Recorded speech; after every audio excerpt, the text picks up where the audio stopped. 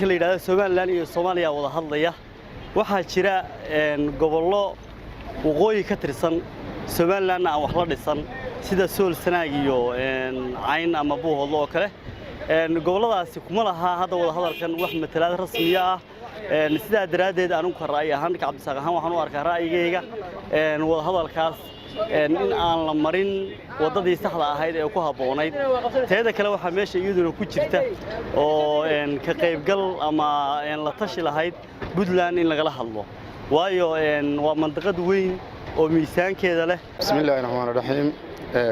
anigoo ah nabadoonka guud ee beelaha Jareerweyne ee gobolka Nugaal maanta waxaan ka hadlayaa aad macnaha diiradda u saari lahaa in macnaha wada hadalka socdo ay ku baaqday dawladda Djibouti Soomaaliya dawladda federaalka iyo dawlad goboleedka Somaliland maadaama ay macnaha wada hadalkaasi inuusan dhameystirnayn haddii ay ka maqan tahay dawladda Puntland oo ah hooyadii Soomaaliya wada xaajoodka dawlad goboleedka Somaliland iyo dawladda federaalka Soomaaliya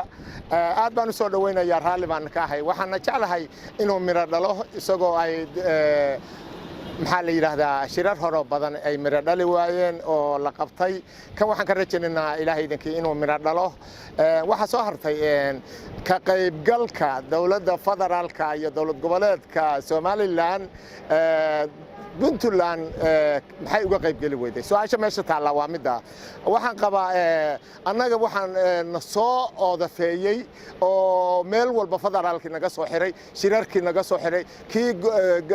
lagu qabanayo galmudug oo Puntland ay xaq u lahayd curadkii dawlad goboleedada ay ahayd loogu qaban waayay waa maamulka iyaga bismillaahir rahmaanir rahiim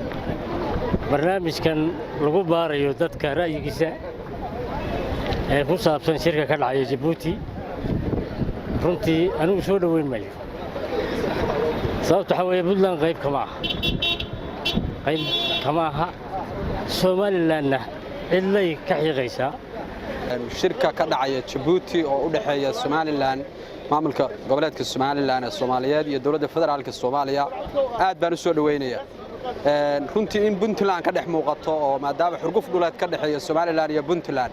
in wada hadalladaas ay qayb ka noqoto Puntland oo ay ka dhex muuqato aad bay u fiicnaan lahayd laakiin magacaygu waa Maxamed Axmed Yaasiin nabadii nolol baan ku magac dheera waxaan aad u soo dhaweynayaa horta shirkan maanta laga wada hadlayo magaalada Djibouti arrinta Puntland ee ah inayna ka qayb galahan arrinta anigu fikir ahaan waxaan qabaa in Puntland haddayna shirka ka qayb galahan uu yahay shir aan loo dhameystirnayn ummadda Puntland gobollada ka mid ah qayba Somaliland sheegata taasoo ayna haysan wax sharci ah fikirkayga waxaan ku soo koobi lahaa in lagu daro Puntland shirkaas haddii aan lagu darin uu noqonahay shir miro dhala haddaan Puntland ahaan aan taabto qodobkeeda in ay Puntland ay ku mataso shirka dawladda federaalka Soomaaliya waayo dawladda federaalka Soomaaliya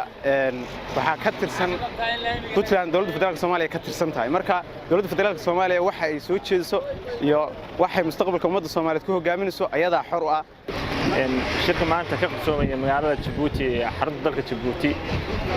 ay ku wada hadlayaan dawladda federaalka Soomaaliya iyo dawladda maamulka Somaliland waxaan u arkaa ka qaybgalka Puntland inuusan muhiimad weyn lahayn taa waxaan soo weynayaa in shirkaas ay ku wada hadlayaan dawladda federaalka Soomaaliya iyo dawladda maamulka Soomaaliya